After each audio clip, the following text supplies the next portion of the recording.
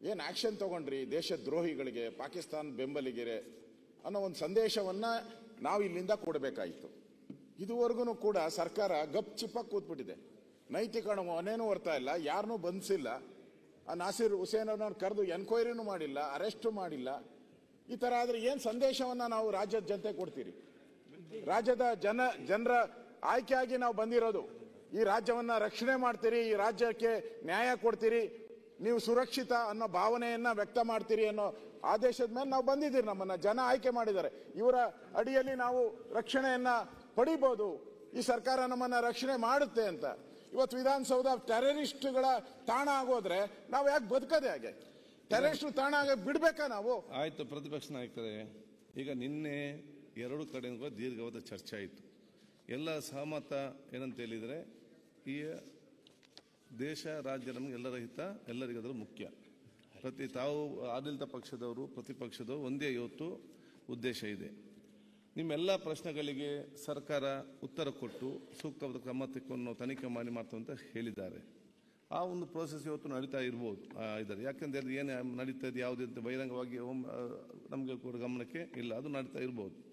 ಇವತ್ತು ಈಗ ನಮ್ಮನೆ ಮುಖ್ಯಮಂತ್ರಿಗಳು ನಮ್ಮ ಬಜೆಟ್ ಉತ್ತರ ಕೊಡ್ತಾರೆ. ಅಧ್ಯಕ್ಷರೇ, ನಿಮ್ ಬಗ್ಗೆ ನಮ್ಗೆ ಗೌರವ ಇದೆ, ನಿಮ್ ಬಗ್ಗೆ ಗೌರವ ಇದೆ, ನೀವು ಸಪೋರ್ಟ್ ಮಾಡ್ತೀರಾ. ನಿನ್ನೆನೂ ಕೂಡ ನಾವು ಸಪೋರ್ಟ್, ಯತ್ನಾಳ್ ಅವ್ರು ಮಾತಾಡೋ ಸಪೋರ್ಟ್ ಮಾಡಿದಾರ.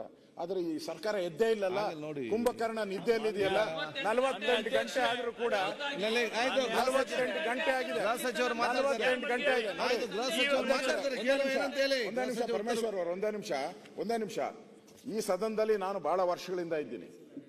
ಸನ್ಮಾನ್ಯ ಖರ್ಗೆ ಅವರು ಅಲ್ಲಿ ಹೋಮ್ ಮಿನಿಸ್ಟರ್ ಆಗಿ ಕೂತಿದ್ರು, ನಾನು ವಿರೋಧ ಪಕ್ಷದಲ್ಲಿ ಕೂತಿದ್ದೆ. ಕೋಲಾರದಲ್ಲಿ 6 ಜನ ದಲಿತರನ್ನ ಸುಟ್ಟಾಕ್ಬಿಡ್ತಾರೆ. 6 ಜನ ದಲಿತರನ್ನ ಸುಟ್ಟಾಕ್ತಾರೆ. ಇಡೀ ದೇಶ ಸುದ್ದಿಯಾಗಿ ಹೋಗ್ತತೆ.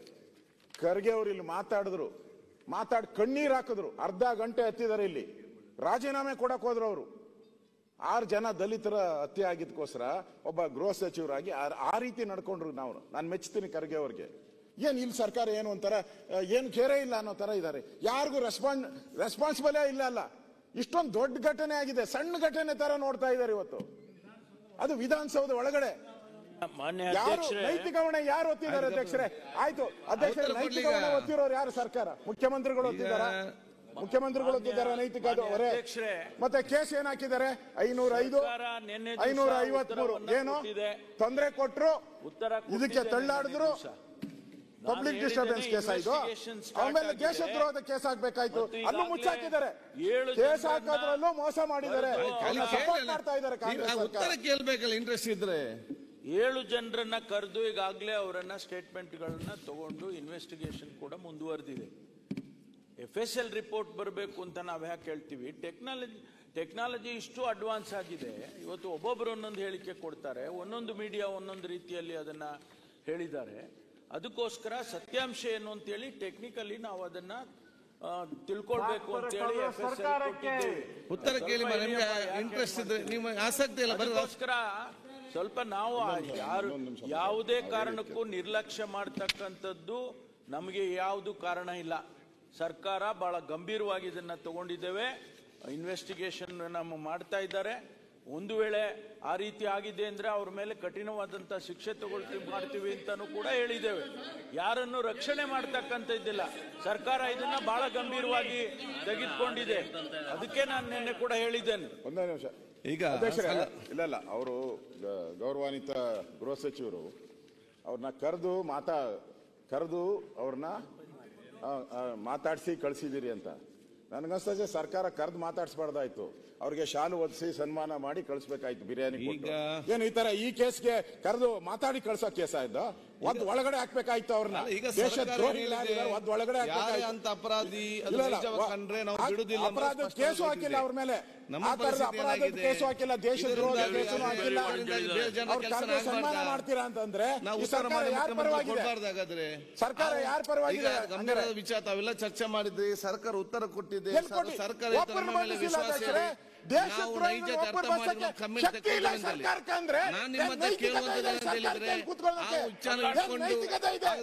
ಬೇರೆ ಕೆಲಸ ಮಾಡ್ಲಿಕ್ಕೆ ಇಲ್ವಾ? ಜನಪರವಾಗಿ ಬೇರೆ ಕೆಲಸ ಬೇಡವೇ ಬೇಡ? ಹಸಿದ ಹೊಟ್ಟೆಯಲ್ಲಿ ಆಗಿರ್ಬೇಕಾ? ಬಡವರಾಗಿರ್ಬೇಕಾ? ಹಸಿದ ಹೊಟ್ಟೆಯಲ್ಲಿ ಇರ್ಬೇಕಾ? ಸರ್ಕಾರ ಮುಂದೆ ನಡಿಬೇಕಾ? ಅಲ್ಲ ನೀವು ಇದೇ ವಿಚಾರ ಇಟ್ಕೊಂಡು ಇಲ್ಲದೆ ಹೋದ್ರೆ ಆ ಜನಸಾಮಾನ್ಯ ಕೆಲಸ ಆಗುದೇ ಬೇಡವಾಗುತ್ತೆ. ಸರ್ಕಾರ ಸದನ ಮುಂದೆ ನಡೆಸೋದೇ ಬೇಡವಾ? ಪಾಸ್ ಆಗಬೇಕು, ಜನರಿಗೆ ಪ್ರಯೋಜನ ಆಗಬೇಕು. ಹಸಿದ ಹೊಟ್ಟೆಯಲ್ಲಿ ಕೂತ್ಕೊಳ್ಬೇಕಾದ್ರೆ ದೇಶ ಉಳಿತ ಅದನ್ನ ಹೇಳುವಂತದ್ದಲ್ಲ. ಅದಕ್ಕೆ ಸಕಾರಾತ್ಮಕ ಚಿಂತನೆ ತಾವು ಇವತ್ತು ಮಾಡಿ ಏನೇನು ವಿಶ್ವಾಸ ಇಟ್ಟುಕೊಂಡು ನೈಜತೆ ಅರ್ಥ ಮಾಡಿಕೊಂಡು ಅಂತ ಹೇಳಿದ್ದಾರೆ. ತನಿಖೆ ಅವಕಾಶ ಮಾಡ್ತಂತ ಹೇಳಿದ್ದಾರೆ ಅವರು. ಯಾರನ್ನು ಬಂಧಿಸಿದ್ದಾರೆ ಅಧ್ಯಕ್ಷರೇ? ಯಾರನ್ನು ಬಂಧಿಸಿದ್ದಾರೆ? ಮಾನ್ಯ ಮುಖ್ಯಮಂತ್ರಿ ಏನ್ ಹೇಳಿದ್ರು? ಕರೆದು ಸನ್ಮಾನ ಮಾಡಿ ಕಳಿಸಿದ್ದೀನಿ ಅಂದ್ರಲ್ಲ, ಇದಕ್ಕಿಂತ ನಾಚಿಕೆಡಿನ ಸಂಗತಿ ಬೇಕಾ? ನಾನು ಮಾನ್ಯ ಮುಖ್ಯಮಂತ್ರಿ ಮಾತಾಡ್ತಾರೆ. ವಿರೋಧ ಪಕ್ಷದ ಸದಸ್ಯರಲ್ಲಿ ಮನವಿ ಮಾಡುತ್ತೇನೆ, ದಯಮಾಡಿ ನಿಮ್ಮ ಸ್ಥಾನಗಳು ಕೂತ್ಕೊಳ್ಳಿ. ಸರ್ಕಾರ ಈಗಾಗಲೇ ಉತ್ತರ ಕೊಟ್ಟಿದೆ. ನಾವು ಈ ವಿಚಾರದಲ್ಲಿ ಬಹಳ ಗಂಭೀರವಾಗಿ ಪರಿಗಣಿಸಿದ್ದೇವೆ. ದೇಶಭಕ್ತಿ ಬಗ್ಗೆ ನಿಮ್ಗಿಂತ ಏನು ಕಡಿಮೆ ಇಲ್ಲ. ನಾವು ಅದೇ 48 ಗಂಟೆ ಆದ್ರೂ ಏನು ಕಡಿಮೆ ಇಲ್ಲ. 48 ಗಂಟೆ ಆದ್ರೂ ಏನು ಮಾಡಿಲ್ಲ ಅಂದ್ರೆ ದೇಶಭಕ್ತಿ ನಿಮ್ದು ಗೊತ್ತಾಗ್ತದಲ್ಲ. ಕಾನೂನು ಪ್ರಕಾರವಾಗಿ 7 ಜನರನ್ನು ಕರೆದು ವಿಚಾರಣೆಯನ್ನ ಮಾಡಿದ್ದೀವಿ. ಅವರ ಹೇಳಿಕೆಗಳನ್ನು ಕೂಡ ದಾಖಲು ಮಾಡ್ಕೊಂಡಿದ್ದೀವಿ. Investigation is going on. Suo motu FIR register ಆಗಿದೆ. ಸುವೋಮೋಟೋ ನಾವು ಗಂಭೀರ ಆಗಿದ್ದೇವೆ ಅಂದ್ರೆ ನೀವ್ ಹೇಳೋದೆಲ್ಲ ನಾವು ಕೇಳಿದ್ದೀವಿ. ಸುವೋಮೋಟೋ ಕೇಸ್ ರಿಜಿಸ್ಟರ್ ಮಾಡ್ಕೊಂಡಿದ್ದೀವಿ. ಗಂಭೀರತೆ ಇಲ್ಲದೆ ಹೋಗಿದ್ರೆ ದೇಶಭಕ್ತಿ ಬಗ್ಗೆ ಇವ್ರಿಗಿಂತ 100 ಪಾಲು ಜಾಸ್ತಿ ದೇಶಭಕ್ತಿ ಇದೆ ನಮಗೆ. 100 ಪಾಲು ಇವ್ರಿಗಿಂತ ನಮಗೆ ಜಾಸ್ತಿ ದೇಶಭಕ್ತಿ ಇದೆ. ಅದ್ರ ಬಗ್ಗೆ ಎರಡನೇ ಮಾತಿಲ್ಲ. ಯಾರೇ ಆದ್ರೂ ಕೂಡ ಪಾಕಿಸ್ತಾನ್ ಜಿಂದಾಬಾದ್ ಅಂತ ಕೂಗಿದ್ರೆ ಅವ್ರ ಮೇಲೆ ಕಠಿಣವಾದಂತ ಕ್ರಮವನ್ನ ತಗೊಳ್ತೇವೆ. ಅದ್ರ ಬಗ್ಗೆ ಹಿಂದೆ ಹೋಗಲ್ಲ. FSL ರಿಪೋರ್ಟ್ ಬರೋವರಿಗೆ ನಾವು ಸುಮ್ಮನೆ ಕೂತಿಲ್ಲ. Investigation is going on. 7 ಜನ ಕರೆದು ವಿಚಾರಣೆ ಮಾಡಿದೀವಿ. ಇದು ನಡೀತಾ ಇದೆ. ಆದ್ರಿಂದ ಒಳಗಡೆ ಮಾತಾಡಂಗಿಲ್ರಿ.